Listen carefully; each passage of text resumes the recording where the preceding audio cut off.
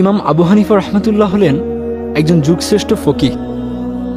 তার সময়ে একবার কুফার গভর্নরের কাছে কিছু নাস্তিক আসলো। তারা এসে বলল, আপনি আপনার সাম্রাজ্যের সবচেয়ে জ্ঞানী ব্যক্তিকে ডাকুন, আমরা তার সাথে বিতর্ক করে প্রমাণ করে দেব যে স্রষ্টা বলতে কিছু নেই, এগুলো নিজে নিজে সৃষ্টি হয়েছে এবং আপনা থেকেই চলে। কুফার গভর্নর তখন বিতর্কের জন্য ইমাম আবু হানিফা রহমতুল্লাহকে দাওয়াত দিলেন।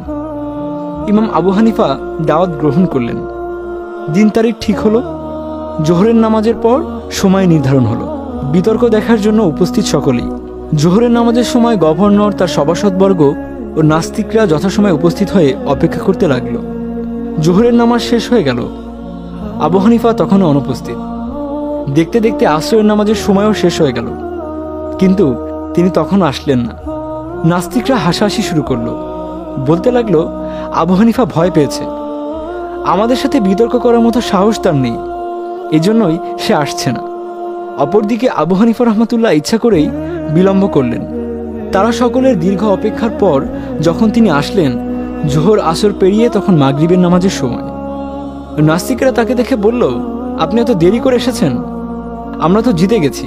ইমাম আবু হানিফা রহমতুল্লাহ বললেন, শান্ত হও, কে জিতবে কে হারবে সেটা পরে নির্ধারণ হবে, আগে তো শোনো কেন আমার দেরি হলো।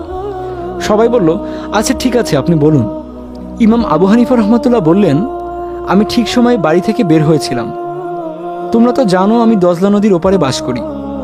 আমি যথাসময়ে ঘাটে এসে দেখি এখানে কোনো নৌকা নেই।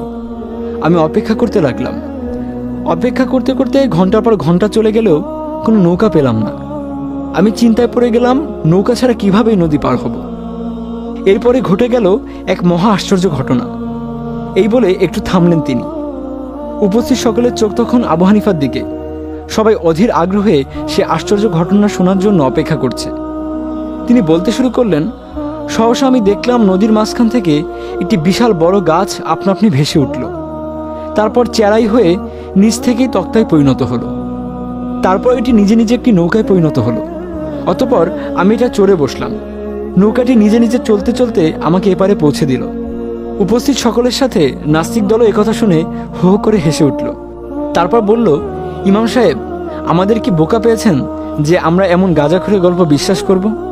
একটা গাছ আপনা আপনি ভেসে আসার পর কোনো কারিগর ছাড়া সেটি চেরাই হয়ে নিচ থেকেই তক্তায় পরিণত হলো, তারপর এটি নিজে নিজে একটি নৌকায় পরিণত হলো, এটা কি কখনো সম্ভব?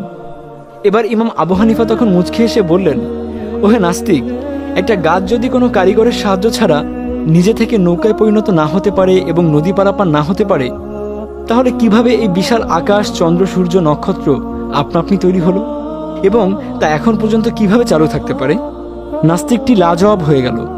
উপস্থিত সকলেই আবু হানিফার বিলম্বের ভেতর নিহিত কারণ এবং তার ব্যাখ্যা শুনে সত্যটা অনুধাবন করতে পারলেন। আর এভাবেই কোনো তর্কে যাওয়ার আগেই নাস্তিক দলের শোচনীয় পরাজয় হলো।